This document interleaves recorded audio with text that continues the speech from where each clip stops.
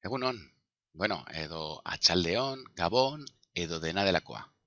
Zuzenak eta angeluak gaiaren barruan, sistema hirurogeitarra ikusiko dugu tutorial honetan. Sistema hirurogeitarra. Denbora eta angeluak sistema hirurogeitarrean neurtzen dira. Ongi dakigunez, denbora, ordu, minutu eta segundutan neurtzen da. Eta angeluak, gradu, minutu eta segundutan. Bai? Eta segaitik neurtzen dira sistema hirurogeitarrean? Badakigunez, orduak minututara bihurtzeko bider hirurogei egiten dugulako, bai? Ordu batek zenbat minutu ditu?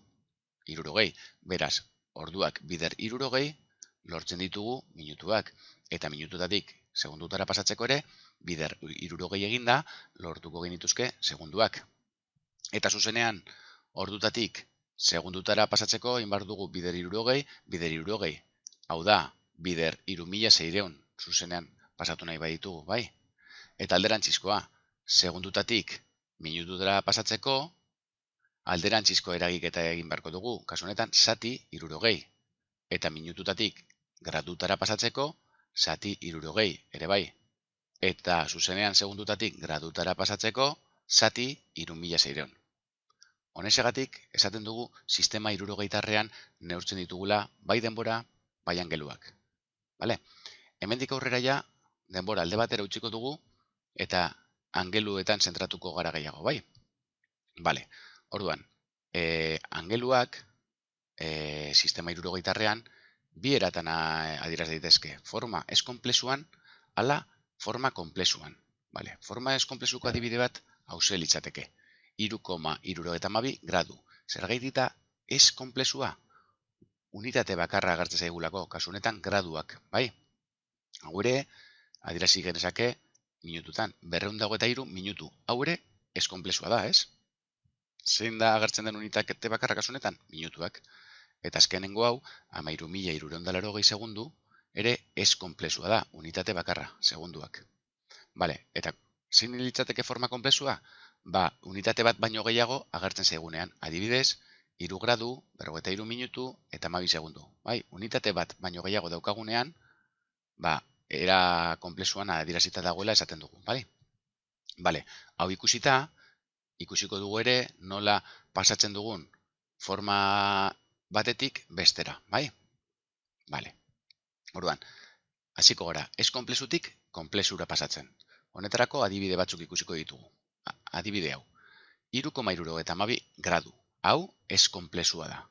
Saiatuko gara orain, konplexu bihurtzen, hau da, gradu, minutu eta segundutan adierazten. Orduan, lehenik eta behin.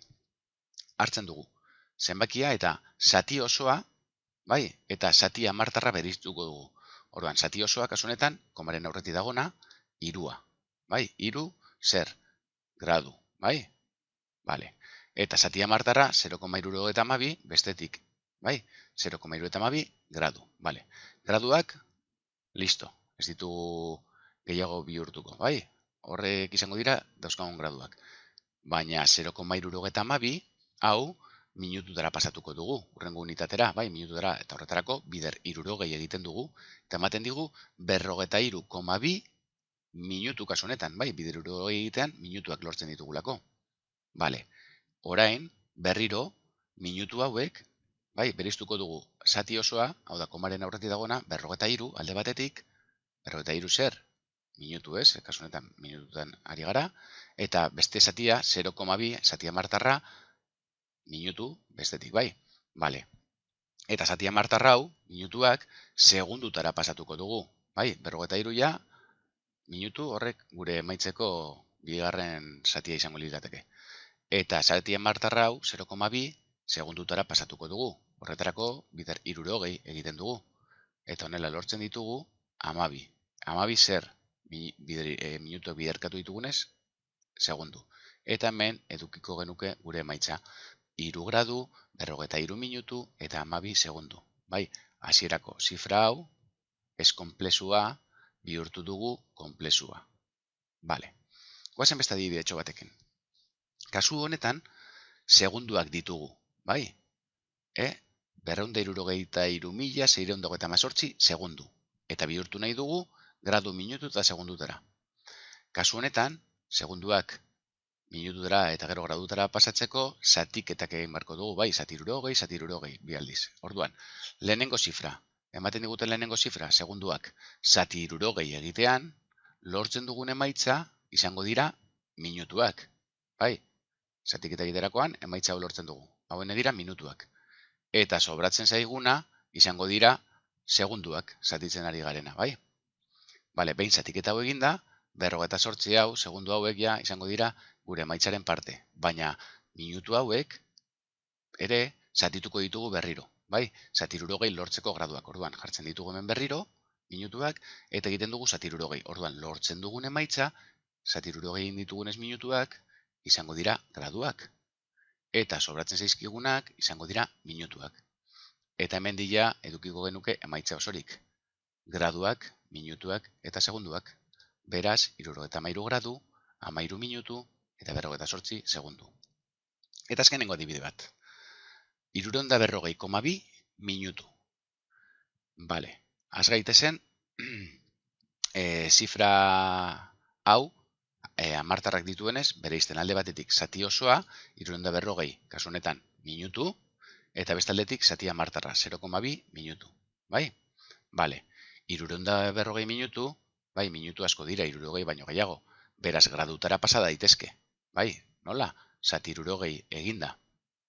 Bai, orduan, 340 zati 60 egiten badugu, honek ematen digu 5. 5 zer? Gradu, minutuak zati 60 egitean, gradua lortzen ditugu. Eta sobratzen zizkigu, 40 minutu kasu honetan, bai, ze minutuak zatitzen ari gara, bai? Bale, orduan, bai ditugu hemen graduak, bai ditugu hemen minutuak, bai? Eta, azkenik, zati hamartarra ere topatu behar dugu. Zati hamartarra hau 0,2 minutu pasatu beharko dugu segundutara.